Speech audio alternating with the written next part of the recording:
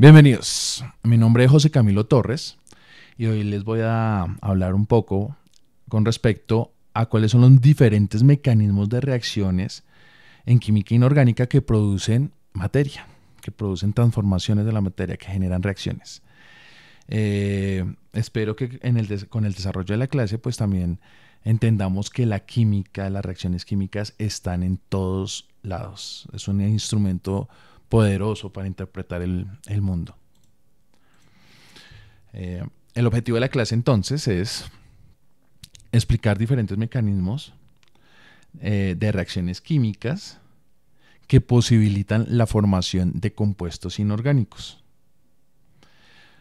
Para abordar ese objetivo vamos a estudiar una pila normalita de esas que ceden y reciben electrones, como un modelo para explicar mediante su funcionamiento diferentes reacciones químicas y así aproximarnos a los diferentes modelos de diferentes grupos de reacciones que componen la química inorgánica. El resultado de aprendizaje que nosotros tenemos, que esperamos, es que los estudiantes se aproximen a explicar los mecanismos de reacción, identifiquen y representen mediante reacciones químicas, analicen el funcionamiento de una pila, relacionen el concepto de transferencia de electrones como un concepto con el que se puede explicar cómo la materia se transforma y profundizar con respecto al conocimiento científico como una herramienta fundamental para la generación de conocimiento.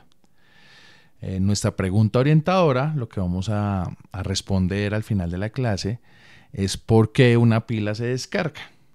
Esa va a ser nuestra pregunta y espero que a medida que vaya avanzando la clase, pues ustedes vayan pensando al respecto. Básicamente son 4 los sistemas, los 4 grupos de reacciones que generan compuestos inorgánicos. Es la oxidorreducción, la descomposición, la neutralización y la precipitación, básicamente. El funcionamiento de la pila, su transferencia de electrones, permiten identificar cuál de los componentes de una pila se oxida y cuál se reduce. Entonces una pila básicamente es un segmento que está donando electrones, otro segmento que está recibiendo electrones y un proceso de transición de electrones.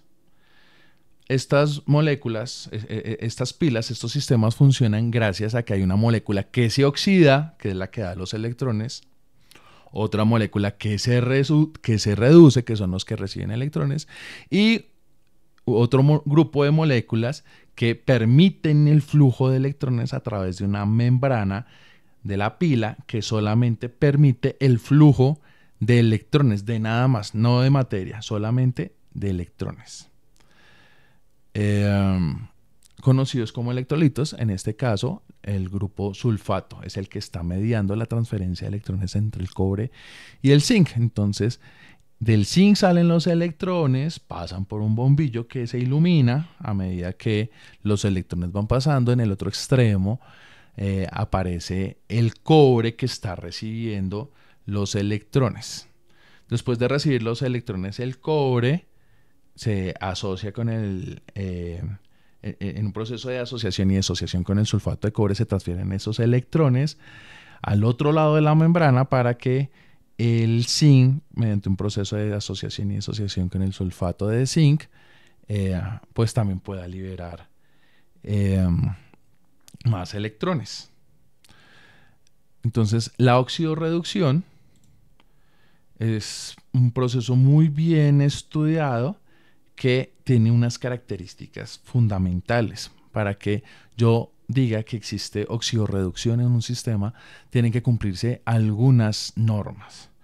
La primera, hay transferencia de electrones, hay molécula que se oxida y otra que se reduce, puede o no puede producir energía y hay un medio que permite la transferencia de electrones. Nuestra pila cumple con todos esos requisitos, luego entonces en nuestra pila existe oxidorreducción. Otro proceso que con el que se pueden formar moléculas, es la descomposición. Aquí hay procesos que se parecen bastante a una descomposición. Básicamente una descomposición es de una molécula grande tener moléculas más pequeñas. Entonces nuestro sulfato de cobre, en el proceso que hay transferencia de electrones, pues se disocia en cobre y en sulfato. Entonces, pues aparentemente habría una descomposición. Ahora vamos a ver cuáles son las características de la descomposición. En la descomposición se rompe una molécula grande, se rompe en partes más simples. Nuestra pila cumple. Se requiere energía externa, nuestra pila no cumple. Nuestra reacción se da de manera espontánea. No se necesita energía para que se puedan romper. Los productos son nuevos. En nuestra pila los productos no son nuevos, se reciclan permanentemente. Son procesos reversibles. Luego entonces, a pesar de que nuestra pila tenga características muy parecidas a procesos de descomposición, podemos llegar a decir que hay una disociación, pero no una descomposición porque no se aplicó energía. Sin embargo, es importante que tengan en cuenta la descomposición como un sistema que puede generar más materia inorgánica. Una tercera forma es la neutralización. La neutralización básicamente consiste en tener un ácido. Ácido es una molécula que tiende a ceder electrones, un ácido, con una base que tiende a recibir electrones en un proceso en los que hay formación de una sal y de agua.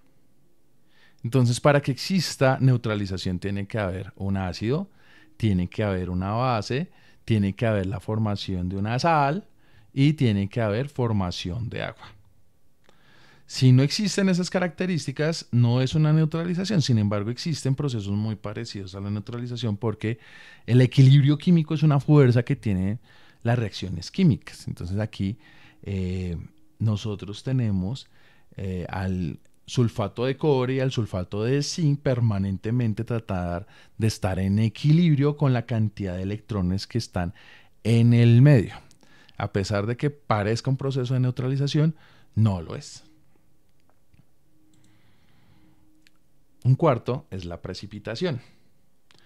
La precipitación es un proceso por el cual yo tengo moléculas que reaccionan y alguno de sus productos termina siendo insoluble en el medio en el que se realizó la reacción química. ¿Cuáles son las características de la precipitación? Entonces, son dos soluciones iónicas que reaccionan.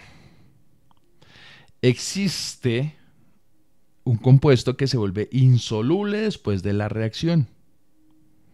Como ejemplo, aquí colocan el nitrato de plata y el cloruro de sodio reaccionan para formar cloruro de plata y nitrato de sodio. El cloruro de plata se precipita.